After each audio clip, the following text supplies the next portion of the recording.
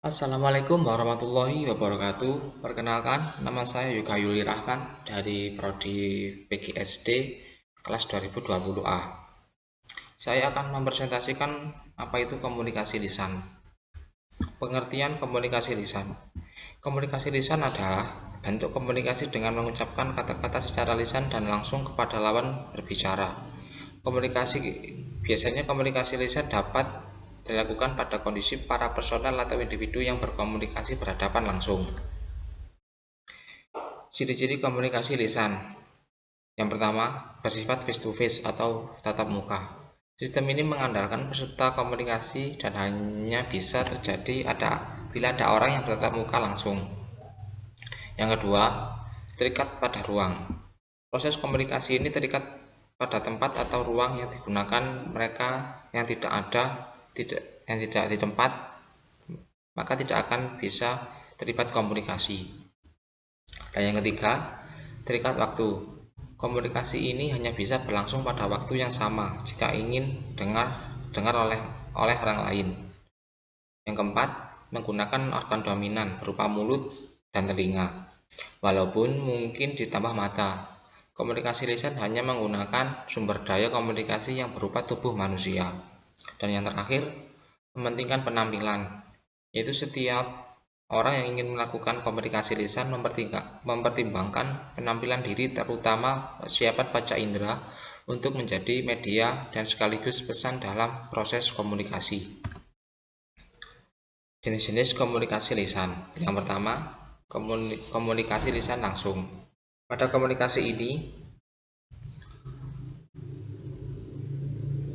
dilakukan tanpa adanya jarak, perantara atau alat dan media yang digunakan dalam berkomunikasi. Dan yang kedua, komunikasi lisan tidak langsung. Komunikasi lisan tidak langsung menggunakan alat berupa telepon, komputer, atau smartphone. Seperti sekarang ini, yang hampir seluruh pendidikan menggunakan komunikasi lisan tidak langsung, seperti menggunakan Google Meet, Zoom, dan yang lainnya. Karena untuk melakukan komunikasi lisan langsung tidak memungkinkan karena sedang pandemi COVID-19. Prinsip komunikasi lisan. Yang pertama, suara. Untuk berkomunikasi lisan, suara adalah keutamaan dalam berkomunikasi. Tanpa adanya suara, tidak akan berjalan kegiatan komunikasi. Yang kedua, nada. Nada adalah intonasi atau tingkatan suara. Sebagai calon guru harus bisa memahami intonasi yang akan digunakan ketika berkomunikasi di dalam kelas. Dan yang terakhir, bunyi. Cara untuk meningkatkan keberhasilan dalam komunikasi lisan. Yang pertama, memahami materi. Faktor yang paling penting adalah harus memahami materi secara keseluruhan yang akan disampaikan. Tanpa adanya memahami materi, maka komunikasi lisan tidak akan berjalan dengan sempurna atau mulus. Yang kedua, kemampuan berbicara. Untuk kemampuan ini sangat penting karena dengan kemampuan bicara bisa membuat audiens atau peserta didik enjoy dalam mendengarkan komunikasi lisan. Yang ketiga, tidak bertele-tele. Yang keempat, kepercayaan diri. Dalam berkomunikasi lisan di depan peserta didik di ruang kelas harus percaya diri, karena percaya diri sangat berpengaruh dalam keberhasilan dalam berkomunikasi lisan. Selanjutnya, penampilan.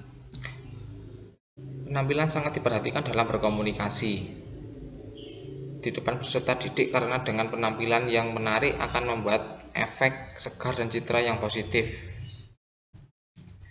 Selanjutnya, intonasi. Intonasi sangat penting ketika berbicara di depan peserta didik atau audiens. Harus tahu menggunakan intonasi rendah atau tinggi. Dan yang terakhir, gaya berbicara. Gaya berbicara harus disesuaikan dengan audiens supaya audiens nyaman dan memahami materi yang disampaikan. Kelebihan dan kekurangan komunikasi lisan. Kelebihan komunikasi lisan. Yang pertama, menimbulkan timbal balik secara langsung tanpa perlu menunggu respon dari komunikan. Yang kedua, dapat memberikan penjelasan yang lebih rinci dan jelas. Dan yang terakhir, menimbulkan partisipasi atau tanggapan langsung dari komunikan. Kekurangan komunikasi lisan. Beberapa kekurangan dari komunikasi secara lisan ini diantaranya. Yang pertama, memerlukan adaptasi atau menyesuaikan kondisi dan situasi terlebih dahulu sebelum berkomunikasi. Yang kedua, memerlukan suatu uraian dan penjelasan yang lebih detail. Dan yang terakhir, sulit untuk didokumentasikan tanpa alat bantu. Sekian presentasi dari saya. Terima kasih.